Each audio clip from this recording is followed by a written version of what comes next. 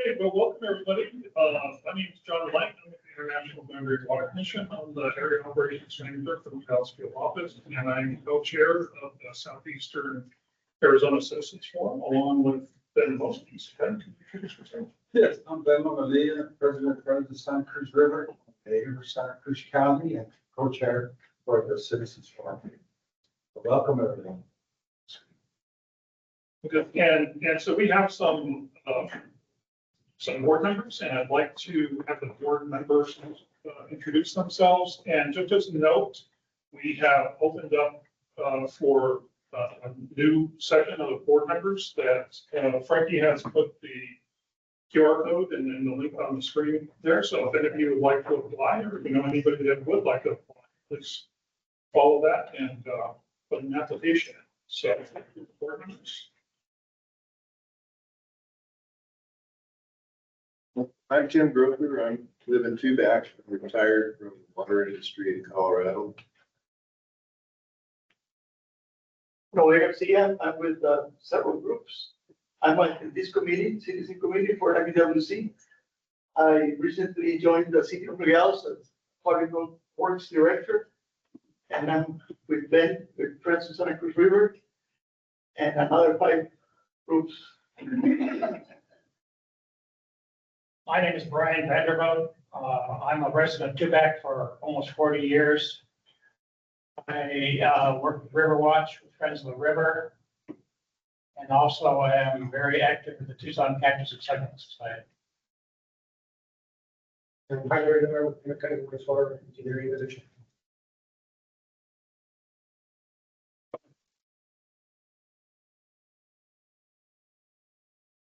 Awesome. We have one of our board members online. John, would you like to introduce yourself?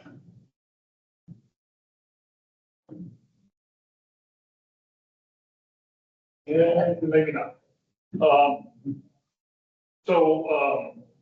Just for everybody's knowledge that this meeting is being videotaped and it's being presented online. So please don't provide any personal information about yourself, any phone numbers, email addresses, anything that you don't want to be out there in the wild world. Just don't mention it tonight. We will be recording this, and it will be posted on our webpage for everybody in the world to see at a later date. So John, this is John Cumbo. I finally figured out which microphone to hit. I'm sorry I couldn't be there in person. I'm a Tubac resident. I'm also the president of a small domestic water improvement district, and I wanted to thank Reed, Brian, and Clem for helping Frankie set up. I just couldn't be there today. Absolutely, thank you, John. And again, thanks to the folks for providing this beautiful place for us to have this meeting. It's always nice to have a good place like this to host meetings. If anybody has any questions during the presentations, please raise your hand. Raise your hand online, and wait until after the presentation is complete to do that, and then we'll try to get questions. Please, everybody sign in. I think, Frankie, do we have a sign sheet? Okay. And we have 2 presentations tonight. The first presentation is going to be by Francisco Morales. He's online. He's a project manager for North American Development Bank, and he's going to be presenting on his agency's wastewater projects aimed at preventing transboundary flows in the Nogales, Arizona area. So, Francisco, are you ready for presentation? Yes, thank you very much. Good afternoon, everybody. I want to start by introducing myself, which you already did. Francisco Morales, project manager for NatBank for Sonora and Arizona. And I want to thank you in behalf of our CEO and our director, John Beckham and Fernando Ortiz, for letting us share with you guys a little bit of what we do here at NatBank.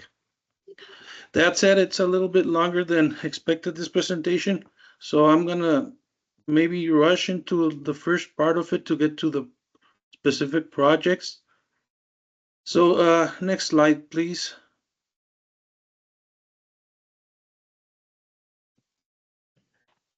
Sorry, should I be sharing the presentation myself or is somebody helping me out with there? Okay, thank you. We were established in 1994 with NAFTA. Our mandate is to develop and finance environmental infrastructure along the U.S.-Mexico border to improve the well-being of the population there. Our projects include all that could be within 100 kilometers north and 100 kilometers south of the border. However, and that's for grants. On the loan part, the part of Mexico was extended to 300 kilometers at a request of Mexican government. We provide loans and grants for implementation of infrastructure projects. Okay, and we are equally owned by the governments of the United States and Mexico. Our main offices are in San Antonio for the United States and Ciudad Juárez for Mexico. Next slide, please. Okay, our board is constituted equally by U.S. and Mexico members, okay? The Secretary of the Treasury for the United States and Hacienda in Mexico, the Secretary of State for the U.S. part, and Relaciones Exteriores for the Mexican counterpart. The EPA agency and Semarnat for Mexico. Then we have a U.S. border state representative, and then we have a Mexican border state representative. And finally, a public representative from both sides, one from Mexico and one for the United States. That's a total of 10 chairs we have on our board of directors. Next slide, please. Okay, eligible projects. Like I said before, every project that's located within 100 kilometers north and 300 kilometers south of the U.S.-Mexico borders, okay?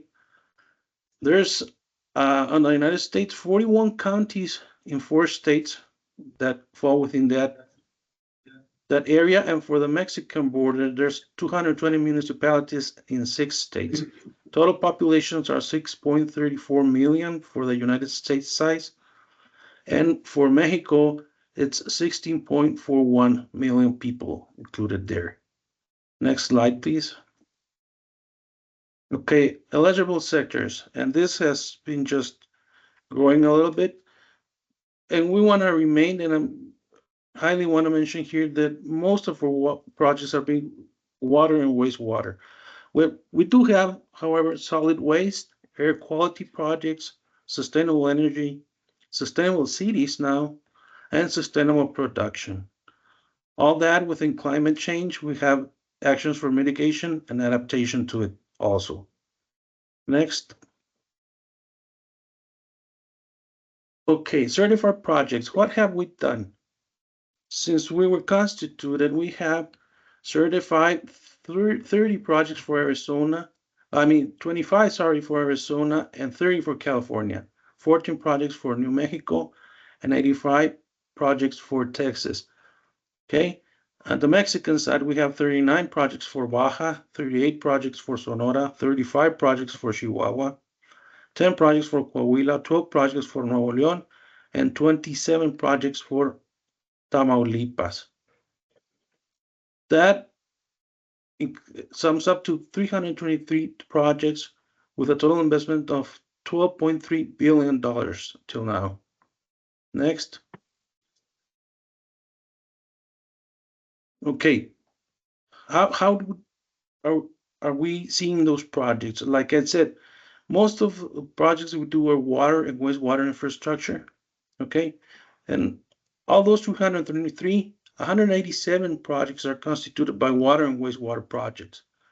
Water conservation comes in closely, solid waste also.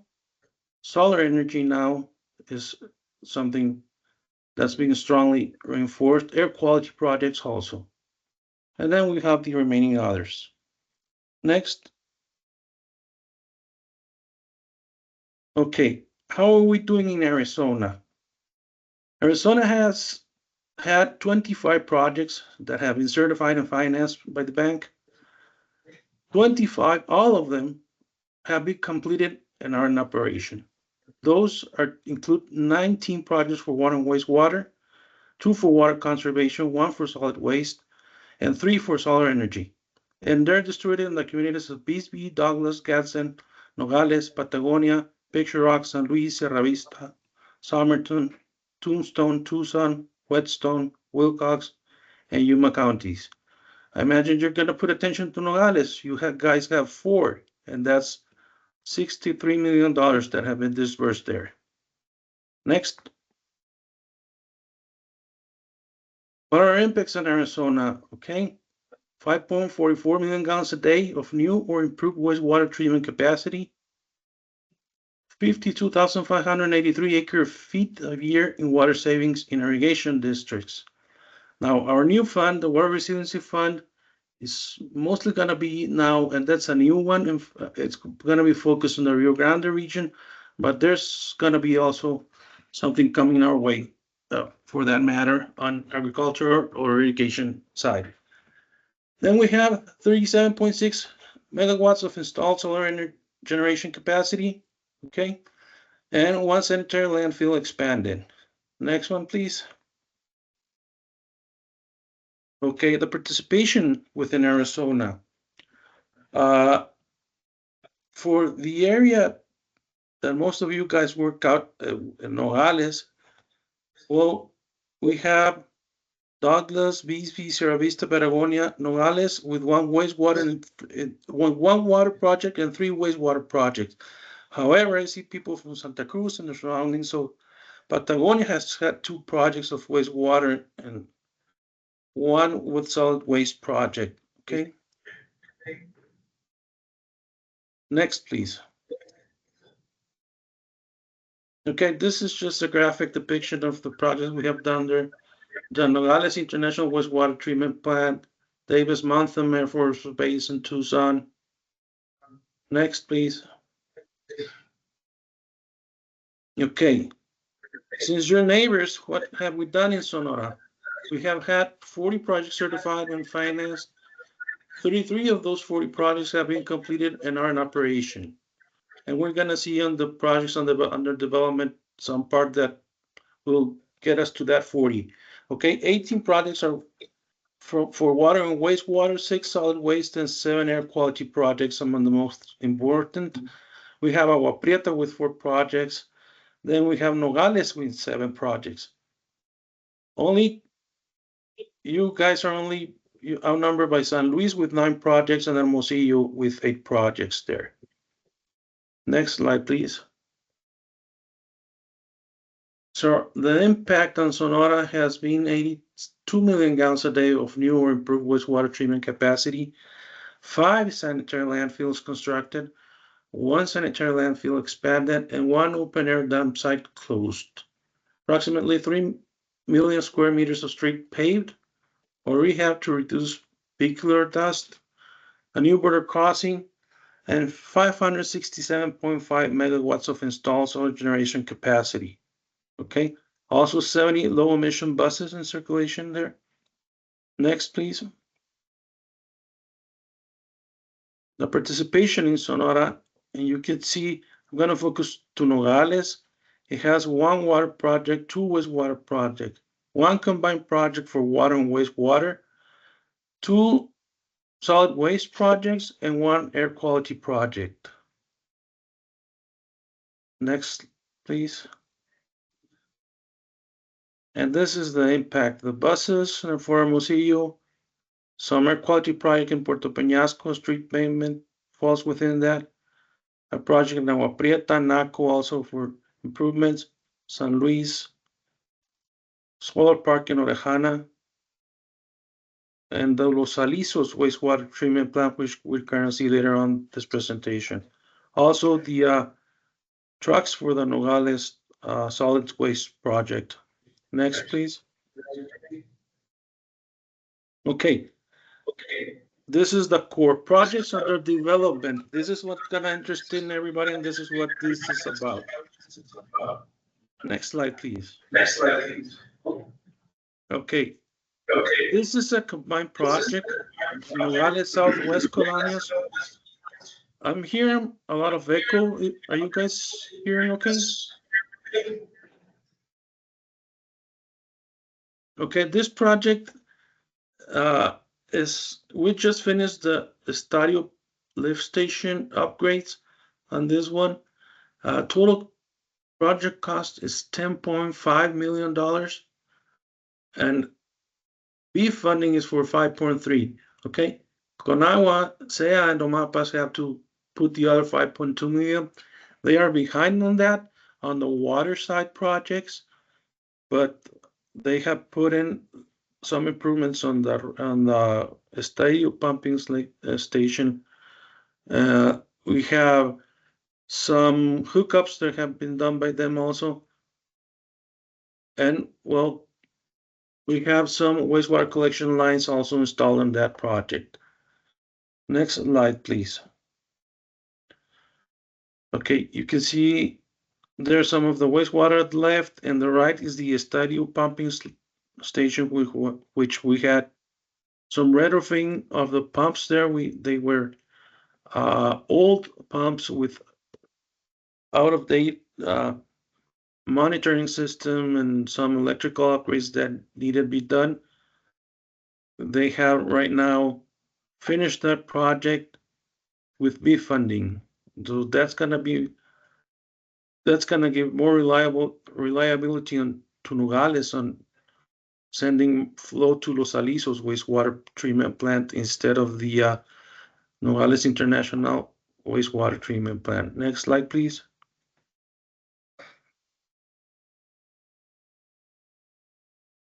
Next. Okay, Los Alisos wastewater treatment plant expansion. This project is a notified and approved project.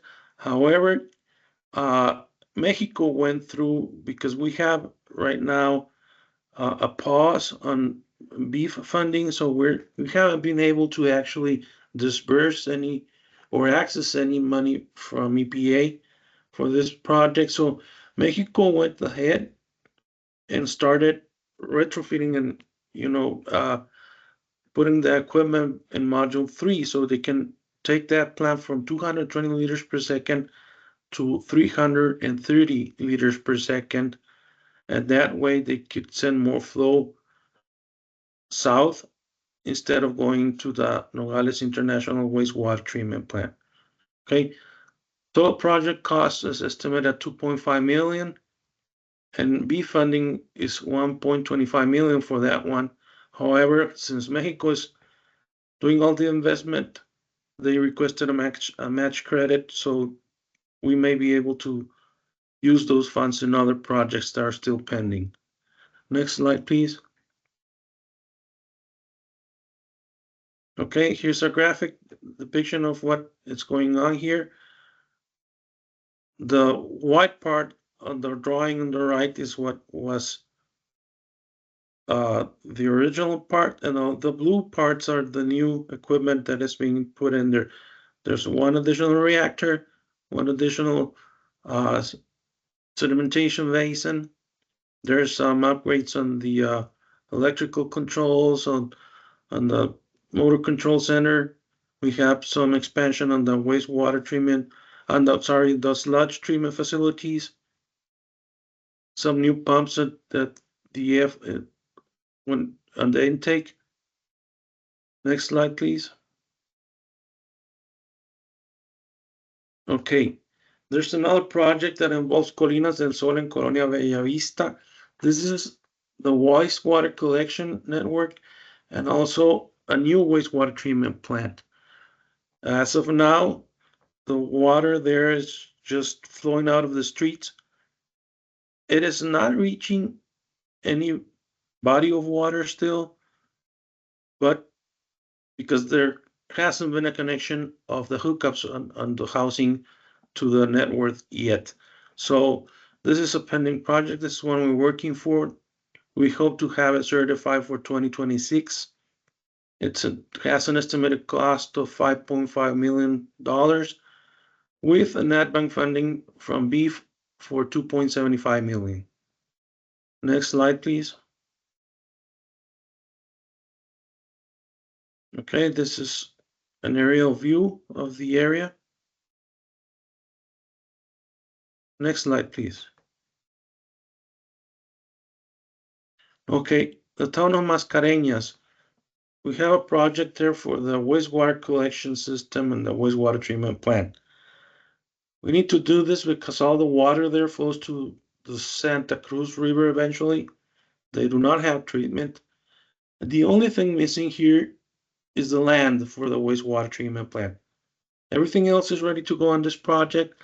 The estimated cost is $2 million with B funding for $1 million. Okay, next slide, please.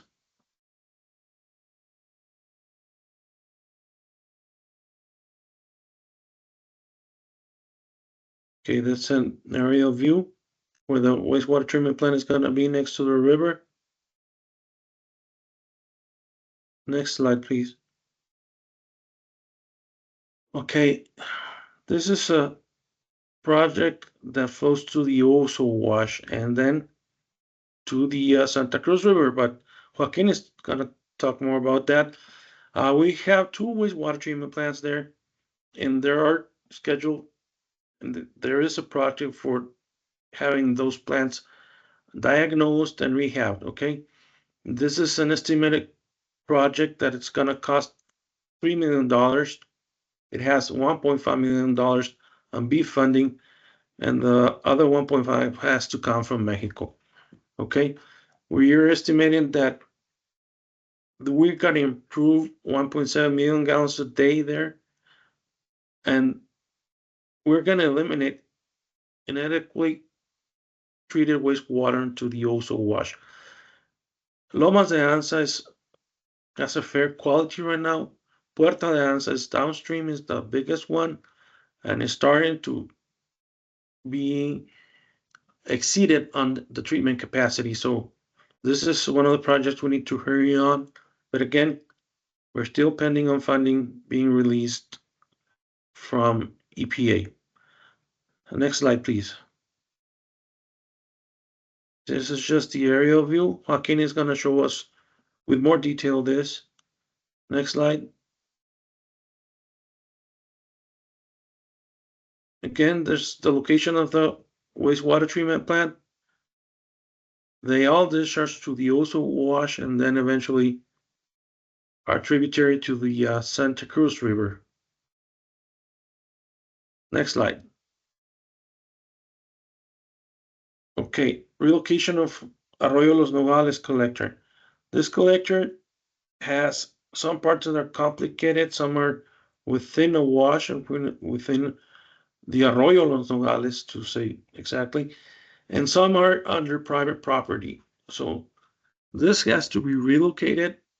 This has to have a part of it it needs to be rebuilt, and the existing part has a lot of rainwater, so coming into it. So when that happens, in every rain, it overflows because it has a lot of connections to that one, and that should be conveying only wastewater.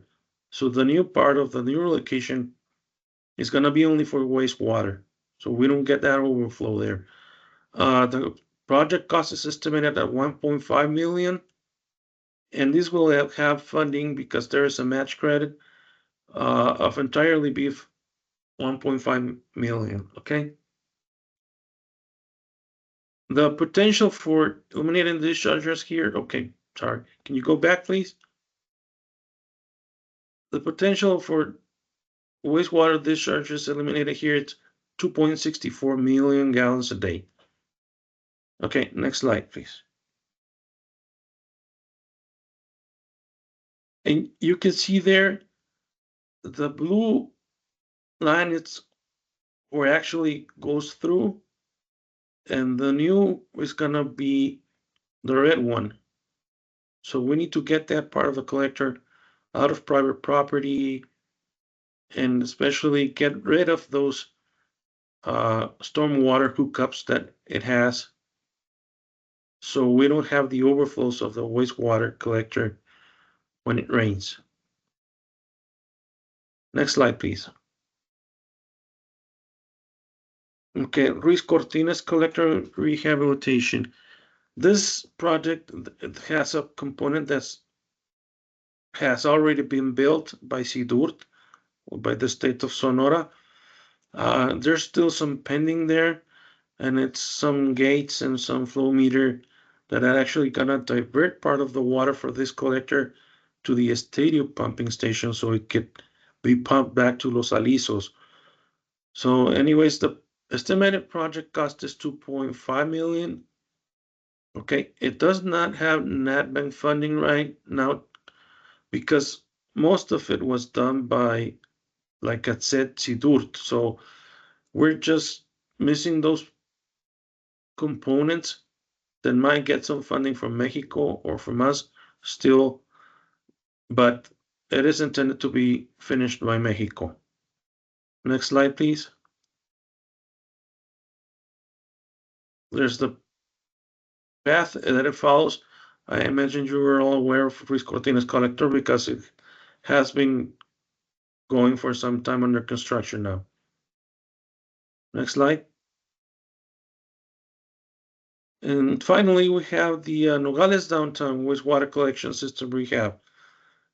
We have a project there to replace and eliminate the potential for 0.79 million gallons a day of wastewater discharges from old network piping on the center of downtown Nogales. The estimated project cost for this one is 2 million with 1.5 million and BEEF funding for it. So it's going to benefit population of 15,000 people. The next slide, please. And I believe this is all we have here. If anybody has a question, please go ahead.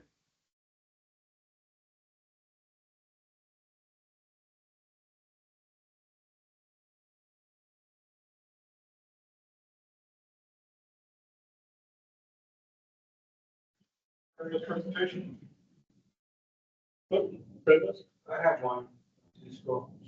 And then, regarding the expansion of Los Alisos and the water that would be going there, we had a study going, or you guys had a study going. I worked with Bruce Cavalier on that. I know he got sick, but the study was to tell us what impact that would have on the Santa Cruz River here in the United States with lesser water coming to us. What is the status of that study?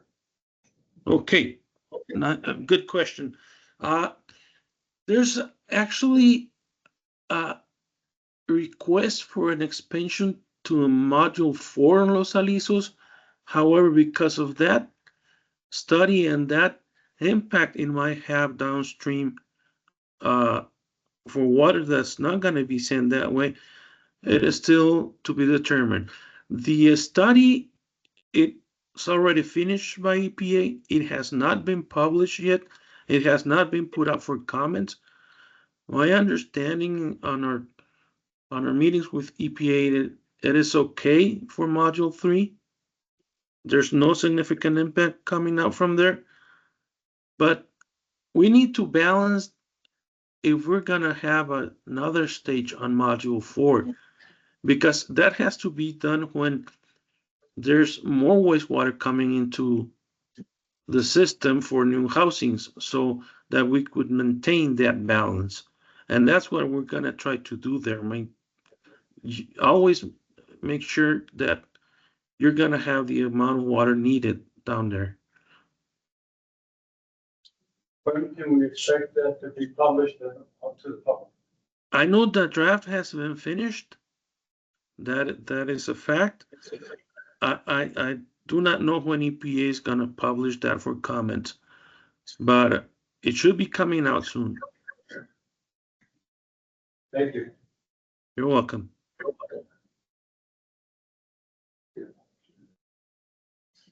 Any other questions for this? Yes, I have a question, you mentioned that regarding the Oso wash, you were waiting for the EPA to release $3 million for the project. Well, You have, it's not that we went to release all U.S. funds were frozen from the executive order since January. So part of the funding that comes from EPA is destined to PDAP program, and that's for project development So we need to finish some final engineering on those projects so we can move ahead and start certifying projects for beef. But we still have not had the go ahead because we don't know when those funds are going to be released.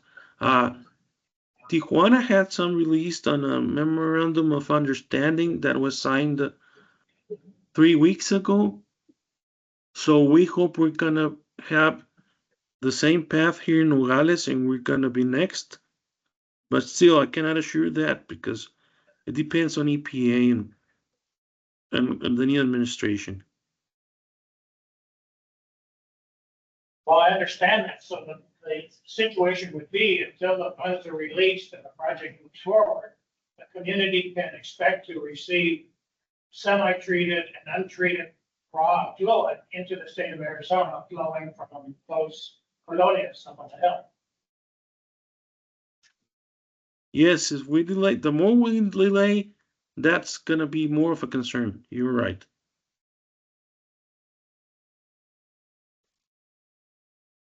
There's one.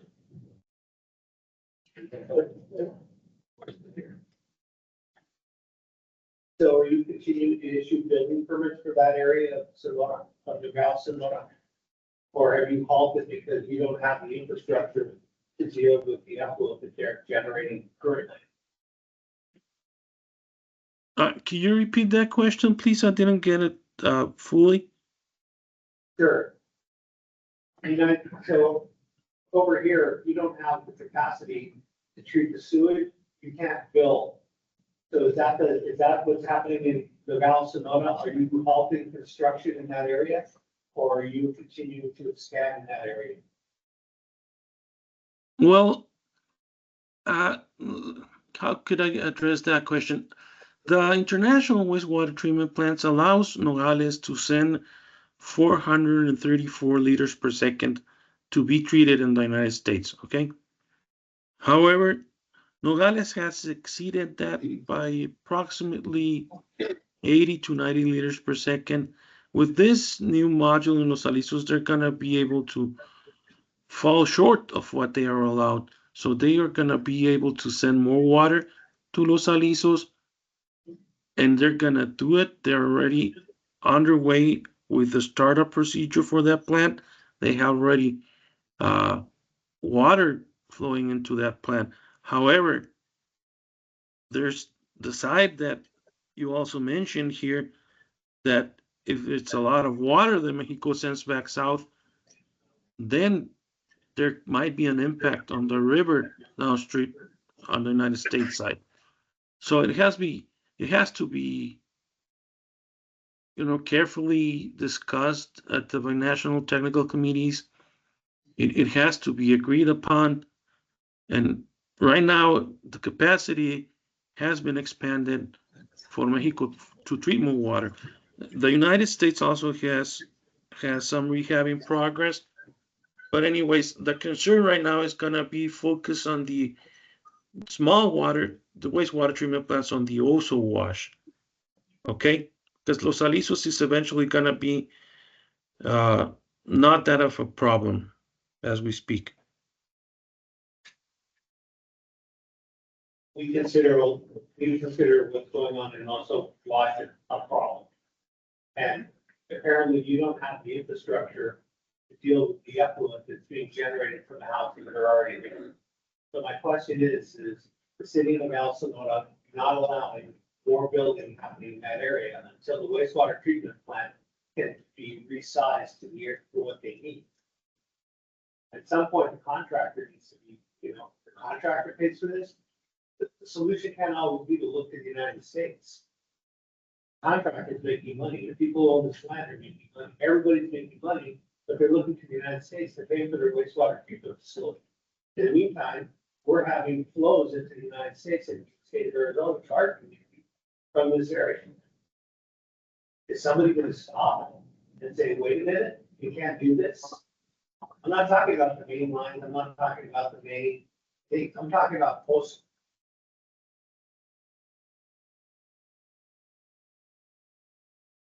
Yeah, that is a concern. And to be honest, Nogales has nowhere else to grow but southwest and southeast, right? I understand that, but you have to have the infrastructure to grow. You don't have the infrastructure. The builders, everybody who's making money with this growth. Is there a bill that they're paying for the expansion of the plant? Or is this just considered to be a public utility and the public has to pay for it? At which point, based on what you said, you're expecting the United States to pay for half of it. It's a great business model. And not upset at you, you do a great job and have a lot of respect for you, but at some point, the municipal leaders in Nogales, Sonora need to step up. They need to be informed of what's happening. This is wrong. Yes, that has to be enforced. I think we can all agree on that, right? Still, there has to be more money from Mexico on that matter. But that's the way the program works. I mean, it's a 50-50 program. And I understand that it's a chair problem, might not be always, I mean, 50-50 fair, but that's what we're trying to work on right now. Thank you very much. You're welcome. Up next. There's other, flows about half a mile east of downtown Nogales, right at the border. Tricky Wash, Hutchins, Cerro Pelon. You know, I looks at those. I mean, I've been there and it's just nasty. I don't see how they're gonna pump that south. Something has to be done to those, and I don't see any your list of concerns. Are you aware of that? Give you information on it, I'm providing. I think ADQ might have more information on that subject.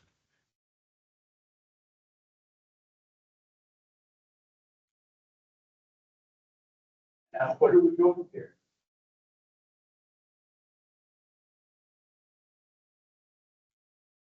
We don't have a request for that area at the bank, at least.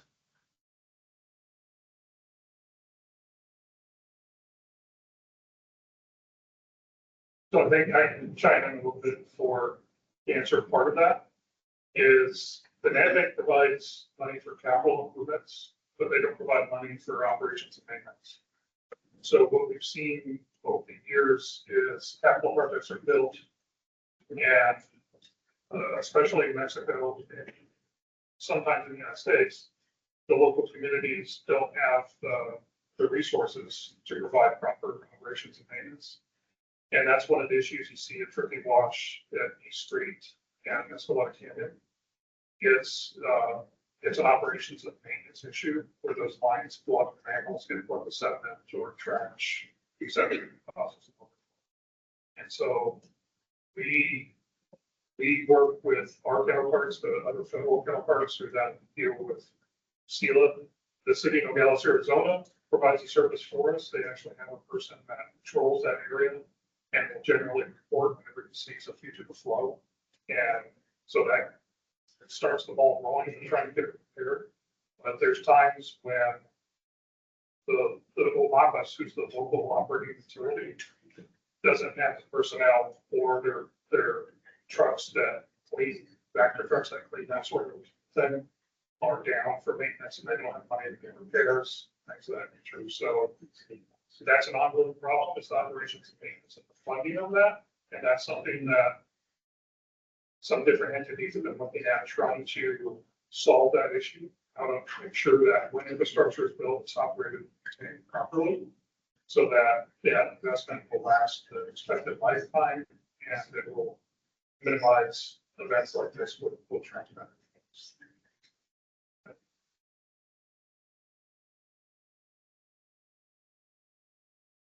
John, Yes, sir. does this? What role does the city of Nogales play in all this? I know we have CLA, we have all the other acronyms, and then you have the city of Nogales to take here. What role does the city of Nogales play? So they have a local utility, which is called a office, which is essentially their water and sewer department. It's a quasi private public firm, and please don't ask me to spell out the. But they're the ones who are responsible. So they're the boots on the ground as far as having to fix the broken sewer lines, having to. And the treatment plants have to do all those sorts of things. So they receive different sorts of funding, and we deal through our counterparts with your other federal counterparts within Mexico, that they deal with the local municipality.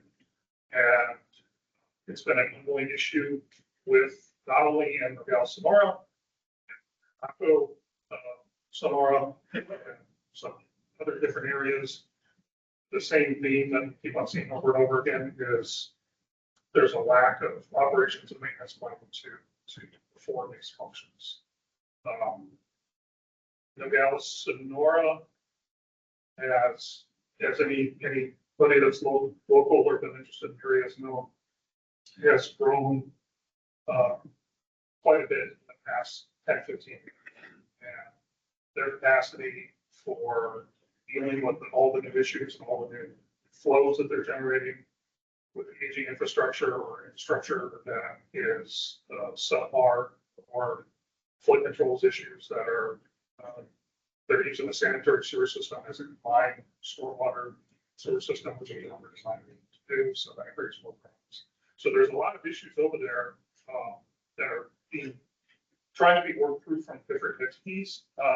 Every entity has their own sort of niche, and we've been trying to bring everybody together to come to a common goal to how are we going to fix this? How are we going to give them sufficient monies for O&M? I know in prior, many years ago, the state of Sonora used to actually operate the local sewer and water, and they got converted to the local municipalities. It's hard, it's apple and oranges because the size of the city is different. It's like that back then, but it seemed like the state had more resources in order to handle some of these operational challenges that are going to be now at the local.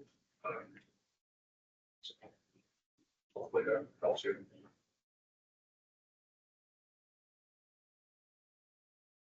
Any other questions for Francisco? Once again, about those watches, we'll watch to the east of Nogales. How can we get those projects with an ad bank? I mean, I know ADQ is working on it, but if they get help funding from USIBWC, this is water that it starts the Mexican side and comes to Arizona. How do we proceed getting in the list of projects to be financed? Okay, it depends on the project and it depends on the program, okay? We always prioritize all projects along the border. And it's gonna be dependent on the eligibility of each project. So there's grants and there's loans, okay? So first, there has to be a sponsor that asks or requests assistance, but on BWIP program, on BEEF, let's say, we are always the last resource. The sponsor or whoever is gonna request that has to make sure that they have seek other funding options first, okay? And then with that in mind, there's some phases to the programs. There's technical assistance first for preliminary engineering, and then we have the technical assistance from the bank, the TAP program. Okay, Then we have, for small rural areas, we have the Community Assistance Program, which we rank, and that program has funds from the bank that are, the revenue from the previous year. Whatever the bank has in earnings, we're a nonprofit organization, so we put up funding for those projects. So there has to be a sponsor first. I'm not aware of those projects. I can take a look at. I will, and see if we could do something. I mean, it has to be approved by depending on the program, by the bank and by the EPA. But then again, there has to be a procedure for that, and a request can come through our web page. There's the programs, that are the description, the prioritization criteria is also there. Elevate, whatever it is gonna need, we could support anybody, but we need a sponsor. We need somebody to actually request that assistance. It is usually the utilities who do that, or the municipalities. Thank you. You're welcome. If there's nothing else, we'll move on to our next presentation. That's going to be Mr. Joaquin Marruffo with the Border Programs Administrator for the Environmental Quality. And I'm glad to see we have a lot of other people here tonight. So I thank you for showing up and being here for the meeting. But we've worked closely with Joaquin for many years. We're all the issues and things that they've got trying to resolve some. So, okay. Thank you, John, and thank you to USIBWC and the board members for inviting me to present. So share with you the updates on what we're doing on the USIBWC side, on the Arizona side. And I just want to mention that this has been a work from a lot of people on both sides. I'm just the spokesperson here sharing the news, but this includes a lot of collaboration from different entities. Since we first learned about the situation in the USIBWC back in 2020, ADQ has been there working very closely with our partners from Mexico to address whatever the situation was at that moment. We learned about the sewage crossing into the US side of the border through the USIBWC. Let me just first explain to you a little bit of the context of where the USIBWC is. On the west side, you see the urban development, and I'm sorry for not covering that side. The urban development of Nogales, Sonora, that's where the density is focused. And east of this side, we have the Brickwood Canyon on the Arizona side, and the USIBWC is what is known for in the Mexican side. The USIBWC is about 5 miles, 5.4 miles from where it starts south of the border to the borderline, and then it crosses and reaches the Santa Cruz River for about 1.8 miles more. So it's a total of over 6 something, almost 7 miles, the whole USIBWC. And this is probably the most important tributary of the Santa Cruz River on this side of the river. This, you see the river crossing is the second time it crosses the borderline, because it does a U-turn. For those that are not familiar, which I'm sure everybody is familiar, it starts east of the San Rafael Valley, and goes on a U-turn into Mexico, and then comes back to Arizona.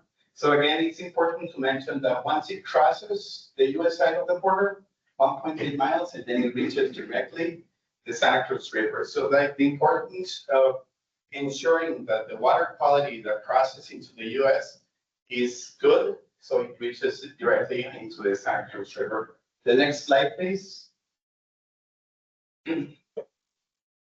So again, when we first learned about the situation of the cross-border sewage coming into the United States, was because it was a notification from local residents to the USIBWC. Something is going on this side. We're seeing flows with septic odor and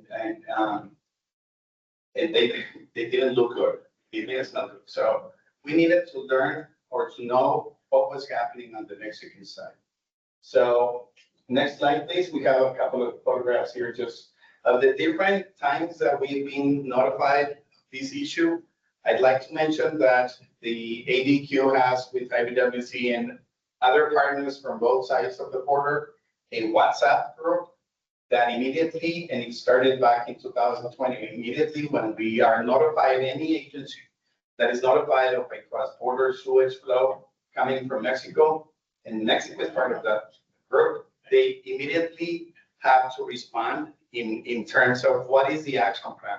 Okay, you first need to identify what the source is, and then you have to notify us of what are you planning on doing to address the situation. So it's the same with the also watch. Every time we hear, we immediately notify the whole group, so action starts taking place on the Mexican side. Next slide, please.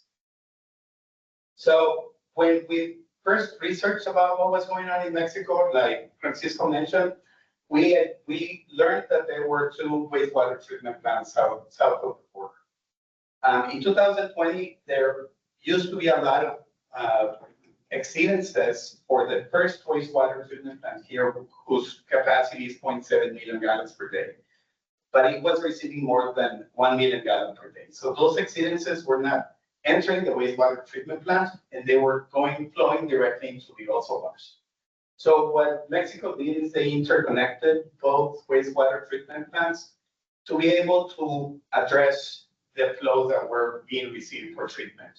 So that's what happened back then. We also learned, if you can click on the next, please. We also learned that this area, there was some mention about the situation happening in Mexico. So we learned that this area east of Nogales is expected to grow. It already has a plan approved by the city council for the next 8 years to grow up to 4,000 acres. And these 4,000 acres are going to bring mixed use between residential, commercial, yes, and in the industry as well, because that's the economic basis of Nogales and Sonora. So what's going to bring with more development, they need to have more water consumption, but also more wastewater. And that will bring also the need to build more wastewater treatment plants. So next slide, please. I believe this is a video for you to just see how the Mexican side of the also watch looks. If you can show us, please, Frankie. This is a video from a drone that was taken by the water utilities, and it was shared with us by the NAPAC.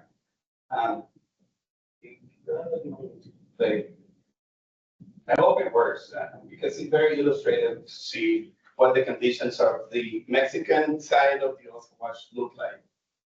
It might have opened on an additional window once you click it.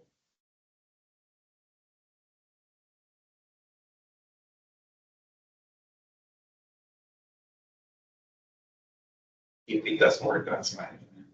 And I can always share it with everyone here in the audience. So basically, this is a 3-minute video that shows what it looks at the moment. This is the second or the closest to the borderline wastewater treatment plant, the largest one. So once it discharges onto the also watch, it runs for 1.8 miles until reaching the borderline. And it shows us the health of the ecosystem on the Mexican side because of all of the nutrients, I'm guessing, that the effluent has. And it's very rich, but it's the same that we have on the US side of the border. Next slide, please, Frankie. So these are more images that were shared with us by the Santa County, where you can see what it looks like on the Mexican side and then what it looks like on the US side. And the flow that is being discharged by the wastewater treatment plants. And every time we see flow coming, we identify if it has untreated wastewater or partially treated, as I will mention next. Next slide, please. So IBWC started doing sampling of the Osawash back in 2020. And yes, it was identified the concentration of E. coli above the standards for the limits. So what ADQ did back then is we needed to confirm that the analysis, more than confirming the analysis that IBWC performed, we needed to identify the origin of that E. coli. And we contracted with the University of Arizona. They performed a study, and the origin showed that there was part bovine E. coli because of all the cattle grazing that occurs on both sides of the border, but also human, as we suspected and as IBWC had identified. So that's when we started working tirelessly to address the situation when, with the capabilities that we had and the authority that we have, and the null authority that we have in Mexico. But with good relationship building and with trying to influence their decisions, that's how we've come long ways, at least to address some of these situations. We purchased a portable or a sampler, our sampler, which the intention is to deploy it on the Osawash to have constant sampling happening. We just need partners like the Friends of Santa Cruz that would like to get that and to work with us. Next slide, please. Again, more photographs. This is just a photograph of what the effluent looks like once it discharges from the second wastewater treatment plant and then joins the Osawash. You see some cattle there grazing, which is a common activity that is happening mostly on the US side, on the Mexican side, but also on the US. Please, next slide. Back in 2022, with our conversations that we had with the local government in Nogales, Sonora, they were facing failures of their plants and they needed to repair some of their equipment, but they didn't have the resources. So what ADQ did is that we purchased what they told us they needed. They needed a new motor, they needed a new blower for the larger wastewater treatment plant. So what ADQ did is we purchased that equipment, and through IBWC, we delivered it in Mexico and as a loan. And that's how they started having the wastewater treatment plant working efficiently back again. I want to mention also that the flow since 2020 didn't occur in a constant basis. There were periods of time when we didn't have any untreated wastewater or partially treated wastewater coming. It was clear and it was complying with the standards of E. coli between 2020 and 2022. However, when we identified that there was a problem again in 2022 is when we were told by Mexico that the problem was the capacity of the treatment plant, given the failures that they were facing. So that's how we contributed and tried to help to resolve the situation back then. Next slide, please. So because we were continuing to have untreated wastewater coming after we had loaned equipment for the wastewater treatment plants, we needed to start thinking about doing something on the US side. Again, we don't have any authority over Mexico. We always support Mexico and we try to collaborate as much as possible, but we need to be proactive on the US side. So, but we needed to identify what was possible to be developed on the US side of the border to mitigate the situation, not to solve it, because we all know that the solution has to come from its root cause, which is in Mexico. And that's where it needs to be resolved. But if we're receiving untreated or partially treated wastewater on the US side, what can we do to mitigate that containment of E. coli? So we hired USGS through Dr. Laura Norman to develop in 2024 a hydrological model of the Osawash.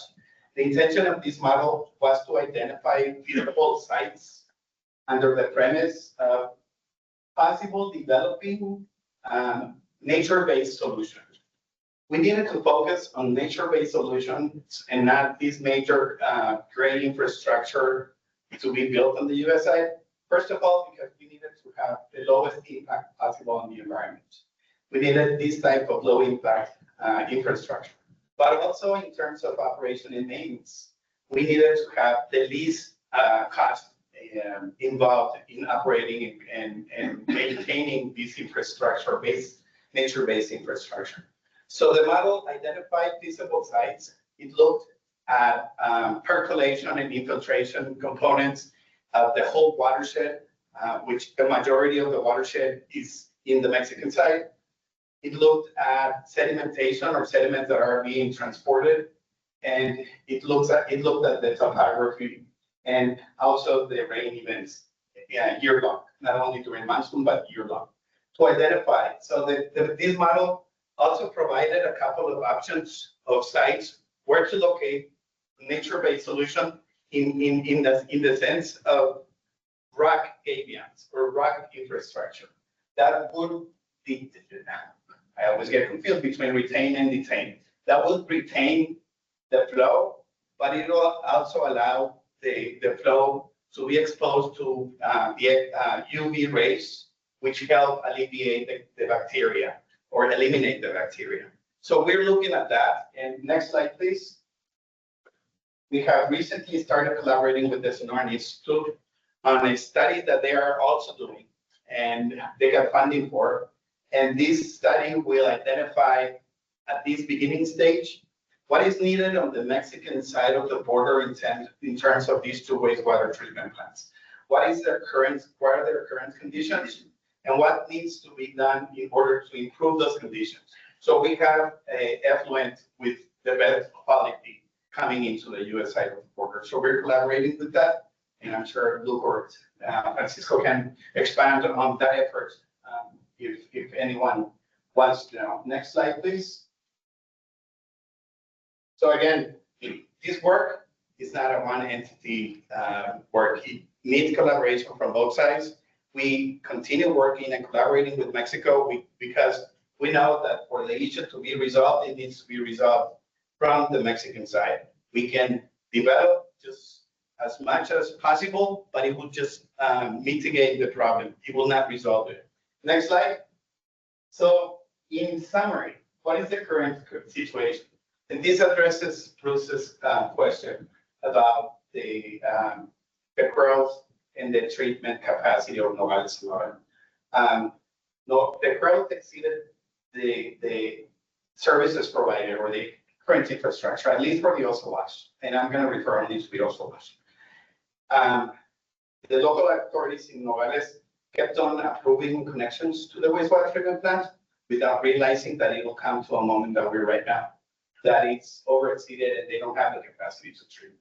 And that is a reality because they have expressed this year to us that they don't have the capacity of treating the current needs for the Osawash with the existing conditions. So it's something that needs to be worked, at least with the NADBANC, who is one of those entities that can bring funding to the Mexican side.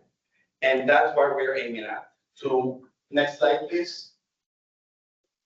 So on one side, and I'll refer first to the Mexican side, they need to expand, which is something undergoing with the NADBANC, as we heard. They're going to expand the existing capacity of both plants or of the plant that they have south of the border. But it'll come to a time that they will need to develop more plants or create more plants or build more plants as growth occurs.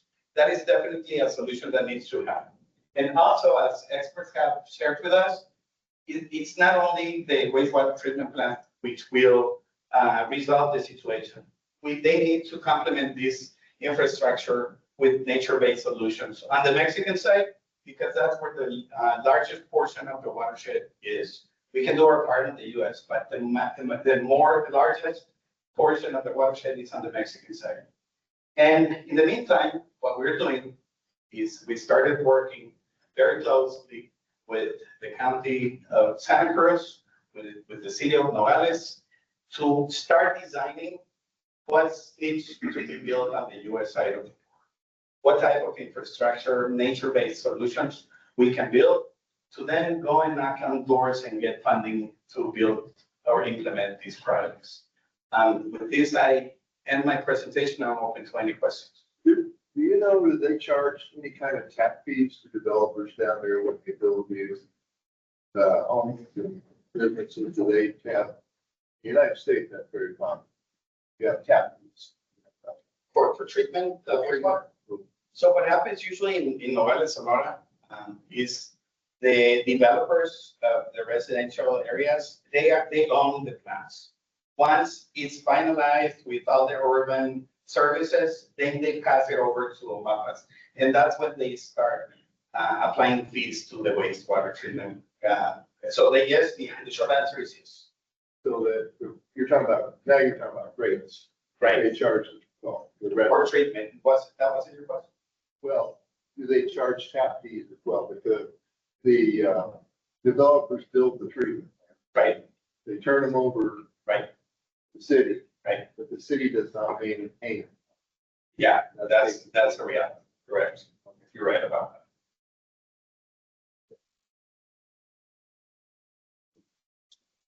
Yes, I have two questions.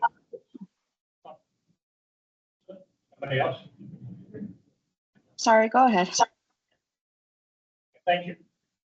In the month of June, a local resident was riding a bicycle near the Oso Wash and detected raw effluent. It's really, really malodorous. He informed me and I informed Ben and Bruce Bracker. Bruce made a request to the IBWC that the ADEQ take samples. We've never heard of results. Was that just taken and are there any results of it? I don't think ADQ does samples in this area. We haven't at least yet. I know that IBWC has done several samples in this area. I don't know, John, if you want to address that. So we have done sampling in the area of Oso Wash.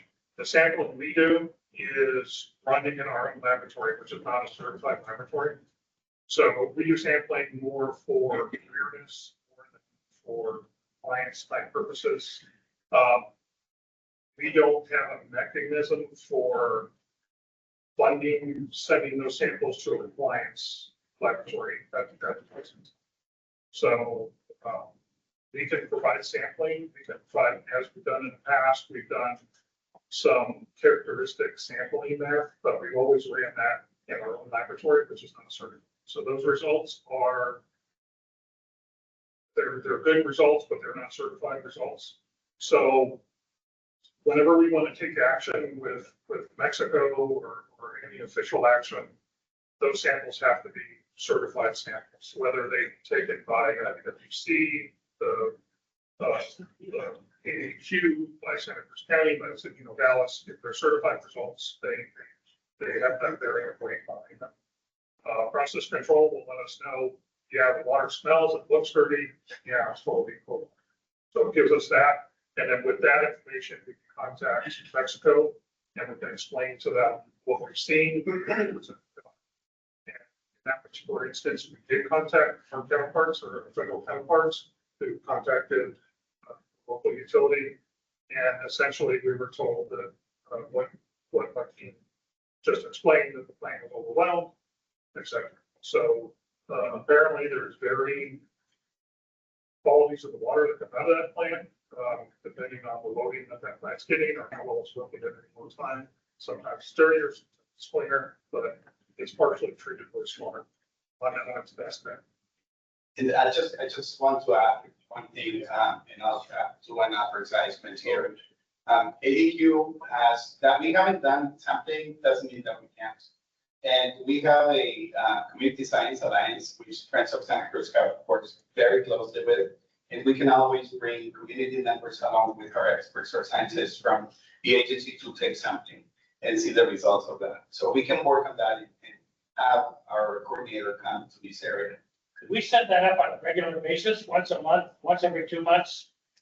I'm sure if we talk to the coordinator. To establish statistics, to establish a ground. Sure, we can work around that. And as I mentioned, we do have an hour sampler that we can even deploy there. And we can be getting sampling our samples constantly on a constant basis and sending them to the lab. So it's possible. We have our director here and our deputy. In case you guys want to add anything. Yes, there was another question somewhere here. There's probably one also. Online. You just, Oh, thank you. Hola, Was there a Joaquin. question? Can you hear me?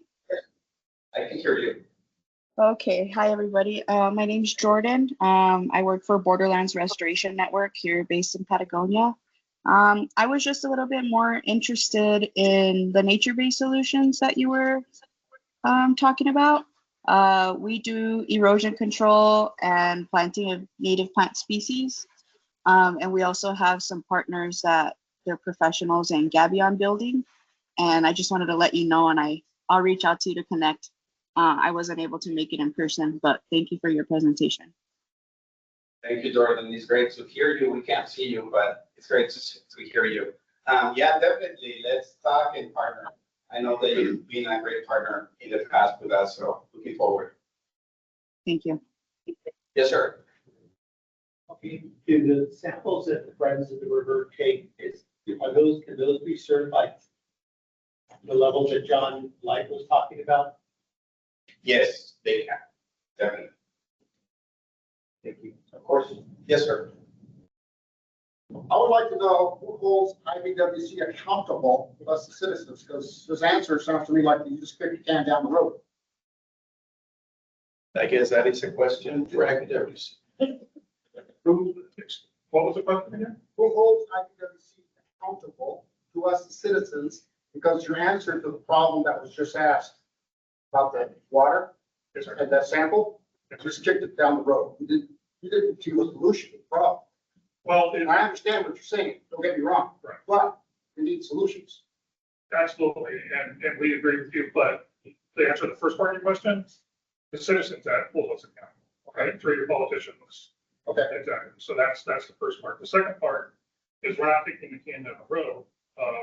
This is the mechanisms that we have to work with, right? And so there's not only one entity, there's several entities that are involved here. So that's why we have these public forums to inform everybody what everybody is doing. As many people as possible, the different projects are having, who's responsible for what responsibilities, what part they're playing. So there's never just a single entity that can solve. We work with the partners at USIBWC, with the city of Nogales, and Cruz County, and with our counterparts in Mexico as well, to solve these problems. It's not a one entity problem. So, and we are a treaty organization, USIBWC, so we enforce the treaty minutes that are part of the 1944 treaty, and some different treaties. So that's a mechanism we use. We try to leverage other experience to find common solutions to problems. So hopefully, I know it sounds bureaucratic answer, but that's what it is. That's how it works. So. Thank you, Joaquin, for your presentation. Thank you, Francisco, as well. My name is Patrick Robles, and I'm the Southern Arizona Director for Central Rubicon. We got two questions. One, how far are we from something catastrophic happening? And number two, what is the single, or what are the barriers from that are in the way of this of these solutions from coming to fruition? So for the first question, there is about 2.4 million gallons per day that are being discharged onto the Osawash. It's a considerable flow that reaches directly the Santa Cruz. So if growth continues to happen as it is at the same rate, we will face really bad situations or conditions to the Santa Cruz River in that portion. So that's why we're trying to work on the US side, being proactive in developing contingency plans or contingency projects that can help us alleviate this situation. So have we been lucky, essentially, to get to this point? Oh, yeah, we have. We have in terms, because of the growth occurring in Mexico. Yeah. Yeah, and what stopped from our perspective, the growth is the construction of the tunnel.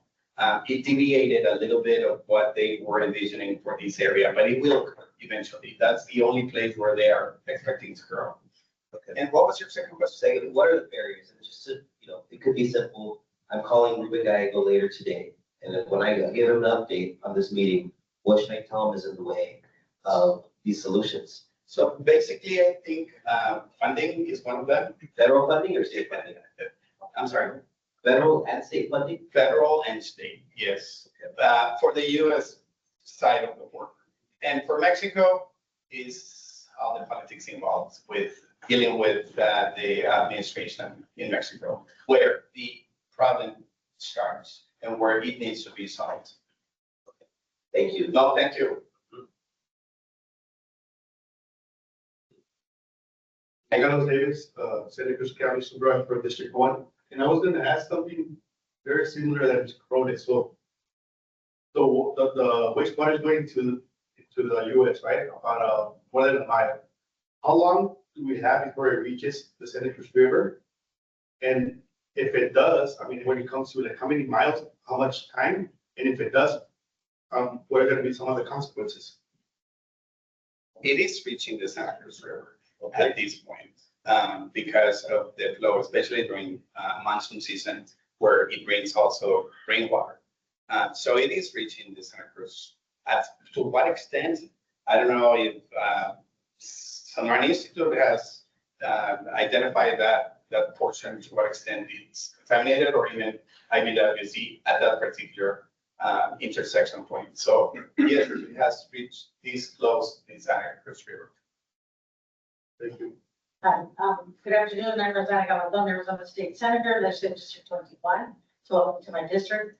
My question is something that Patrick said in regards to funding. I know that I have participated in the Arizona-Mexico Commission. They do have an environment committee, and I know that the answer was both federal and state. So how can, I guess, us as elected officials, us as John Q. Public, be able to give more information to the AMC, because we do have individuals from the state of Sonora there to actually kind of advance our request for this kind of funding. And I may welcome director. That is a great point, Senator. I think we have the opportunity that we are co-chairs along with our partners from the state of Sonora to bring this to the table and to the discussion, since this has recently been developed as an urgency and as a concern. Again, we try to cope with how the problems were occurring, and we try to address the situations as they occurred since 2020. But this recent year, it has been constant, and the response we got from Mexico is we don't have the capacity to treat that one. So it is very timely for us to bring it up to the committee director. And yes, please. Hi, good afternoon. Karen Peters, the director of the Arizona Department of Environmental Health. I'm really pleased to be with you this afternoon. When it comes to this issue, certainly Governor Hobbs is very much aware of the concerns, and we've talked at length to her and her staff about the concerns that these communities have expressed to us at ABEQ about the flows that are coming as a result of unchecked growth in Nogales and underinvested water and wastewater infrastructure. And so solutions are multifaceted. They're going to involve federal government in the United States as well as in Mexico and the state of Sonora. Governor Hobbs has reached out and will continue to do that to bring attention to this problem. But it's going to require investment, a significant investment, I think. We've had great success partnering over the years and made progress, but it's not enough. And I think that the growth has more than caught up with the progress we've made and overtaken our success so far.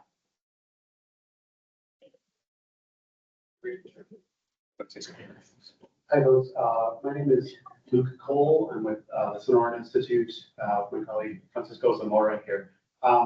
A project that we've been working on was brought up a little bit earlier, which is a sort of an infrastructure, nature-based solutions, we'll see type of study of what is possible in these flows on the Sonoran side of the border, that could mitigate the impact of those flows. It's not a prescriptive study. It is to really take a lot of what Joaquin and what Francisco have talked about earlier today, acknowledging that those flows are happening and exploring what sort of solutions, if there are any to be had at all, may be possible. So, could there be the introduction of artificially created wetlands along Oso-Wash and the Sonoran side of the border, so that the water that makes its way north could be of far better quality than it is now? Could be things in the grayscale infrastructure as well, which would be determined. And we're hoping within the next 6 months to have a report that we could share with this group. But that's sort of where we are. Almost certainly we'll be reaching out to some of the folks in this room to get some input on this. So you won't be entirely surprised when we do that. And again, thank you for the opportunity to be at. Thank you. 8 months, 7 months? Go ahead. My question, you might know where my question is coming from. Josh Rubin, Chairman of the American Gas and Report Authority. Outside of E. coli, have you done other studies for either IWC or Arizona Department of have you guys done other studies to see what other types of contaminants might be crossing in the Oso-Wash specifically? Obviously, manhole 1, we have specific studies that we're looking at, and we're finding heavy chemicals, heavy metals. We're doing that same study on the Oso-Wash to see what's coming across from that. They could have something, but we suspect that it's basically residential wastewater because there is no industrial establishments on this site. However, I don't know. Yes, so we've done sampling, and again, these are not from compliance, these are our own in-house sampling. But we scan the wastewater on occasions, and mostly what we were seeing was partially treated wastewater. So we were seeing elevated nitrogens, elevated turbidity levels. Your normal wastewater indicators, we were seeing elevated numbers, not at the raw sewage level, but partially treated wastewater. That's what we were seeing. We did scan with our local capabilities for some metals, we didn't detect anything, which we didn't expect to see because of lack of industry in that area. But that's essentially what our sampling showed, and we provided that to several folks, I believe, so again, that's the qualifier. So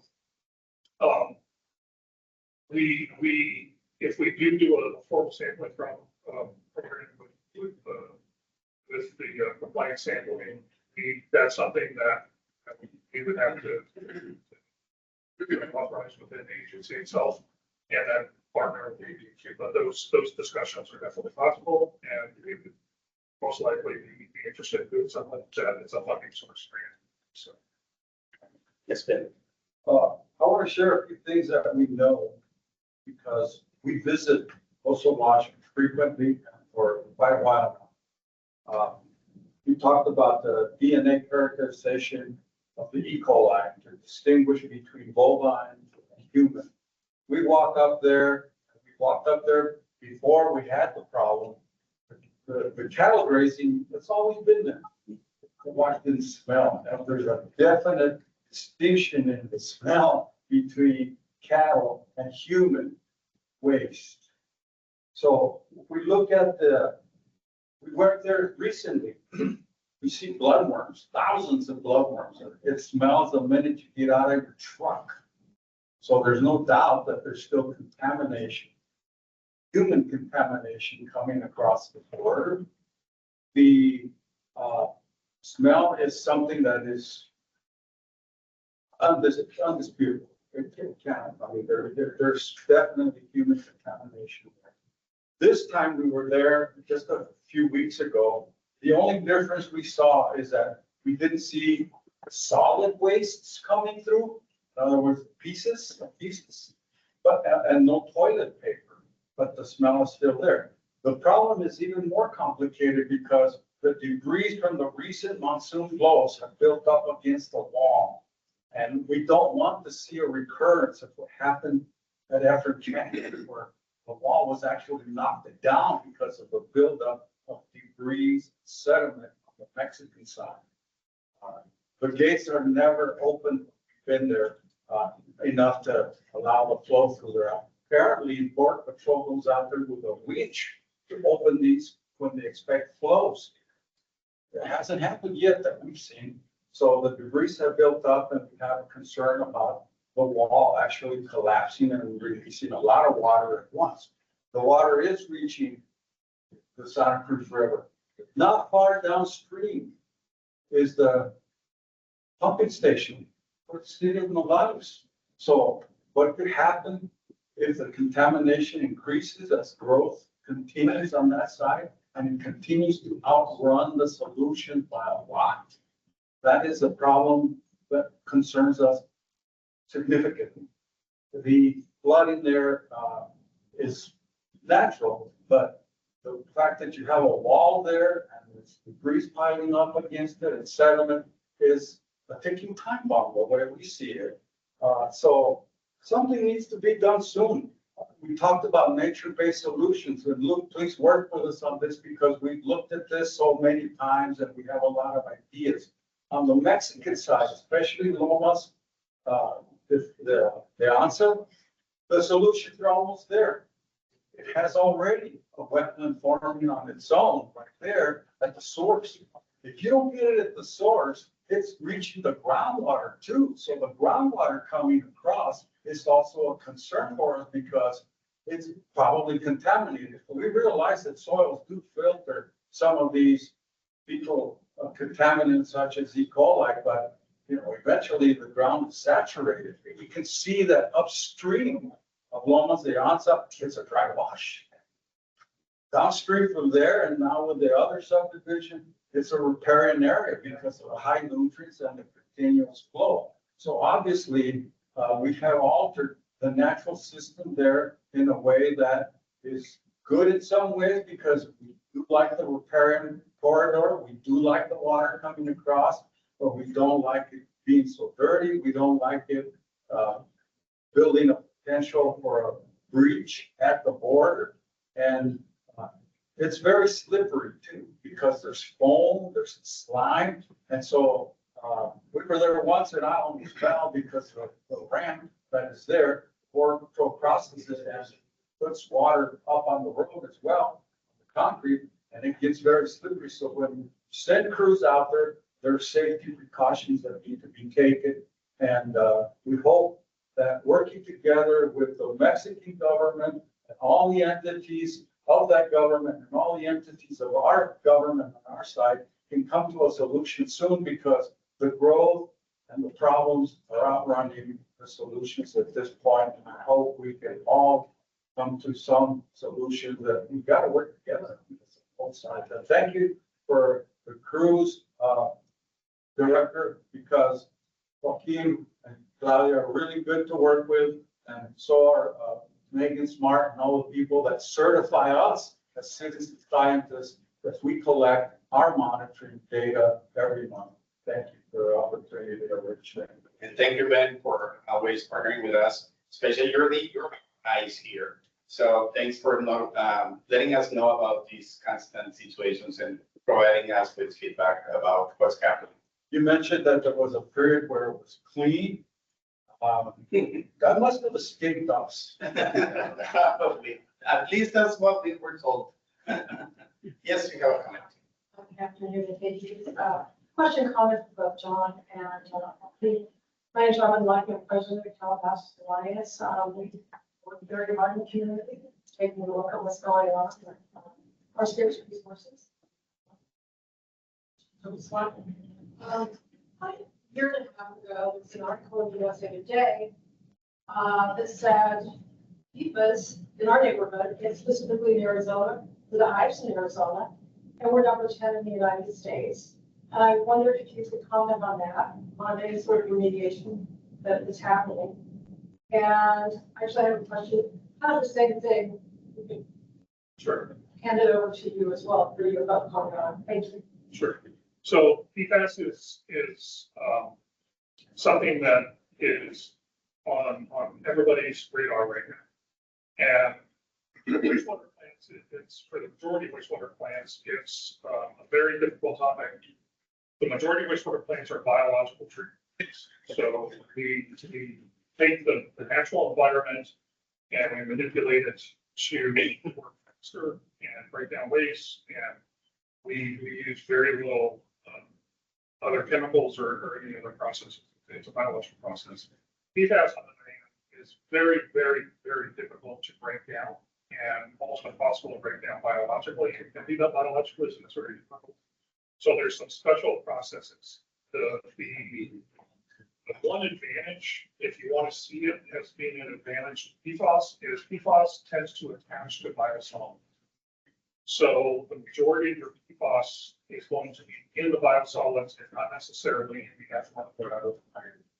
So we as an agency, because we are responsible for any operating in Nogales treatment plant, have been looking at potential solutions to how to treat this. There's various things. Honestly, the treatment is in its infancy right now. If we were just treating the effluent with a treatment plant, that's fairly simple to do. But treating the biosolids is something that's it's totally different. So we are investigating that. Currently, we do not have a discharge regulation for PFAS, either for our biosolids or for our discharge for effluent. But we are investigating. We are looking at some things. It's going to be whatever it comes around. It's going to be major capital improvement to the treatment plant. But at the end of the day, where PFAS is, by the time it gets to the treatment plant, it's just like metals from industry or something like that. It's a lot more expensive to treat it at the treatment plant than it is to control it at its source, right? So where our challenge is dealing with Mexico and trying to identify the sources of PFAS and stopping those from entering the waste stream again. That's the challenge that we're trying to do. So the more we can stop from entering them, the less we have to treat, the less expensive it is not only for the local ratepayers, but for everybody else who contributes to that treatment. So I will check up all bookings. Actually, I'm gonna hand it over to our deputy director, who will comment on PFAS. Good afternoon, everyone. My name is Samantha Stone. I'm Deputy Director at ADQ. Thanks, Joaquin, for putting me on the spot. We've talked quite a bit about PFAS, and in fact, we've done a lot of work across the state to try and determine where PFAS is located in the environment. This is an ongoing effort, and I was happy to participate in a forum a couple of months ago where we talked about some sampling that we've done in the Santa Cruz River Valley. I want to talk just a little bit about the work that we are doing now to try and address exposure issues and make people aware of where we've detected it in the environment. So I believe in number 6, if I recall correctly, there's 6 small drinking water systems between the border and Tucson that have actually detected PFAS in their drinking water system. And so we're working very closely with those systems to make sure that they're notifying people that are utilizing the water. We do not have a regulatory role at this point. There is a national standard. In I think it's 7 or 8 years, those drinking water systems will be required by federal law to treat their drinking water to standards, national standards. That's a long time away. So we're trying to make sure that people are aware of what's in their drinking water. We're working with those water systems to ensure that that notification is occurring. We're also starting an innovative project we've been working with the county and with the city to do notification across the community, because I live right across the street.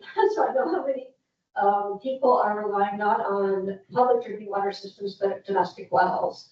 And so even though domestic wells are out of our jurisdiction, we want to make sure that people that are in an area where PFAS has been detected have notification and are aware so that they can take actions if they choose to personally put in a reverse osmosis system or get water from another source. So that's an innovative project, and we're doing a pilot in the Santa Cruz River Valley area. It's the first place in Arizona that we're doing that. So you'll see more coming out in different public media venues notifying about PFAS. So we're trying to get the word out, even if we don't have a regulatory mechanism for mitigation at this point in drinking water systems. There's a lot we can do as an agency. So I just wanted to.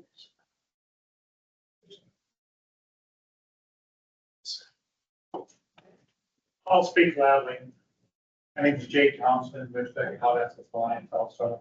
Real quick question on biosolids. Where are we disposing of that today? Currently, the biosolids are transported to Tucson and they're disposed of in the Los Rios landfill. They are especially alignment, so, and that's where they're. Monitor for our metals, and we don't currently monitor for PFAS for biosolids, but we monitor for metals and fragments and things of that nature. So, and for the foreseeable future, that's what we plan on disposing. And that actually then reminded me that I'm supposed to give a quick update on some of the capital projects that we've been working on at the Gauss plant, and that ties right in. So one of our capital projects that we've been working on for a while now, that's going to substantially reduce the cost of operating treatment plants over the long term and produce better quality biosolids is it's roughly a $20 million project to it's called biosolid dehumidification. So currently our treatment plant puts out biosolids that are 20% solids and 8% water. And for that, it's all the way to Tucson. So that's very expensive for us to have. So this dehumidification system will allow us to produce biosolids that are 90% solids and 10% water. So that's going to reduce the volume. It's going to make them stable, and it's going to give us some other options as well. What our control solids is metals and rare things, right? So we have metals that are high enough that we can use the initial reuse, which is late application, but they're okay to go to control the price rate for that. So this might bring some different options for us. It will reduce costs for all taxpayers over time and give us better quality solids. So the other thing that we're in process, we're about 75% of the complete, is we just completed some mandatory maintenance. We have our treatment plant uses Pioneer diffused aeration, and they use membranes. They're about 9 inches. They have tiny seals on them. We have 3 bioreactors, and there's about 3,500 of these membranes in the bioreactor. So they have to be replaced every 8 years. We just got done replacing them, and we've been in operation for 16 years now. So we have 1 bioreactor that's completed. We're going to plan on doing one for next year and one for the following. In addition to that, we've done some repairs to our secondary clarifiers. So all this combined that project was about a little over $1 million for just basic maintenance that we have to do, simple maintenance. And we have some other maintenance projects that are coming up. We're hoping to get some funding to be able to accomplish some of those projects. That's what we're having discussions with some of folks about, but that's a quick update. Well, I think I want to say that, I said earlier that we need to work together at all levels of government on both countries, both nations. But it's the public that makes the difference. That's what happened in Tijuana. The public awareness has to be raised to the point where the public outcry mandates everybody at an official level to work together. So folks, it's up to us really, because we're the taxpayers. It's our awareness that's going to make a difference. So we need to get the word out there, what the issues are, what the concerns are, and what the solutions can be. So that has to be part of it, it's us, each one of us. And just to reinforce what Ben is saying, I'm a federal employee, so it's illegal for me to ask for the people who want me on my behalf. So, but I can provide information to the public, and what you choose to do with that information is your information. So that's my job. That's telling the truth. I'm totally transparent with what we're doing here and what the problems are or achievements are. So as I said earlier to the gentleman, we work for the mayor. So that's who we work for. For a second. If we lived in Kansas, Joaquin would have one of the best jobs in the state. But unfortunately, we don't. We live on the US border. I can tell you that the 8 years that I was a county supervisor with Edna and with Joaquin and with Claudia, and John Light, they're public servants who are really working hard every day to try to solve these problems. I think what Director Peterson said is very accurate. You know, we were starting to make progress and get ahead of these issues, but the growth in Nogales, Sonora is just, it's exploding. And unfortunately, they don't have the same systems in place that we do in the United States before to get a sewer hookup or to do whatever you need. But I think you need to acknowledge the work that John Line, the dedication that he has to the sewer treatment plant. We're talking about Osawash. It is huge. It is a problem. It is an issue that we'd like to get ahead of. But the major issue we're talking to our senators is we need to get the funding for the International Wastewater Treatment Plant for the foreign fire reactor. If we don't get that, I mean, we're mini Tijuana, except we don't have an ocean to dump it into. It's what we're looking at. So if you want to know what your biggest problem is, that's your biggest problem. We need to get ahead of also planning. And somehow, I don't know how we talk to the municipality of Nogales and where to tell them they're way behind in their infrastructure. They have to stop these permits because it's not fair to the people of this community or there. And, you know, Soaring Institute is 6 to 7 months away from a solution and then of having a design. How long is it going to take them to implement? But I just wanted to thank the people on the ground in this community and also the director of Arizona Department of Public Health. They're doing a great job. For them to send money to loan pumps and blowers and these types of things, you don't know how much that protects this community. People say, well, why are you giving this to Mexico? It's protecting us, residents of the United States. So thank you very much for your. So one last thing, I want to give my staff some kudos here for the opportunity to do it. But just to let everybody know here that the Nogales International Wastewater Treatment Plant treated and discharged 5.5 billion gallons of water last year into the Santa Cruz River. That's water that then permanent plants, it's recharging aquifers, it's recreating the variants of them. So there are problems on the border, but I can tell you that prior to 2009, the water that's coming out of that Nogales plant looked like pea soup. And it was storable, it was disgusting, it was full of ammonia.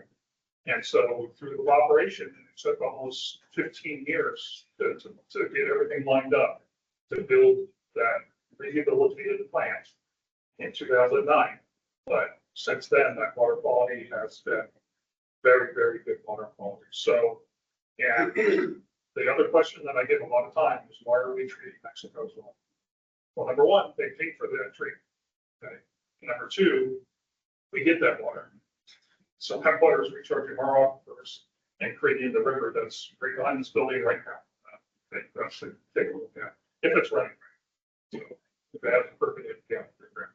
So I just want to give kudos and let everybody know it's not all negatives. And so with the acorn that Ben and Joaquin and those folks are trying to do now with Osawash, it might seem like it's slow, it might seem like it's going to take a while, but at the end of this process, there's going to be something very good.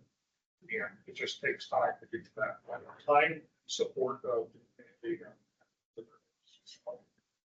Thank you. Thank you. So, got about 12 minutes and full discussion. Okay. So, folks can stay, the board can hold a discussion.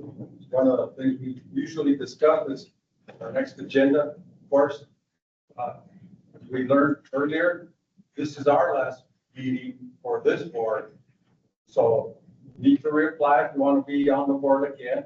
Folks out there want to be on the board can also apply, and we hope we get some new ones on here because we use another perspective from the public.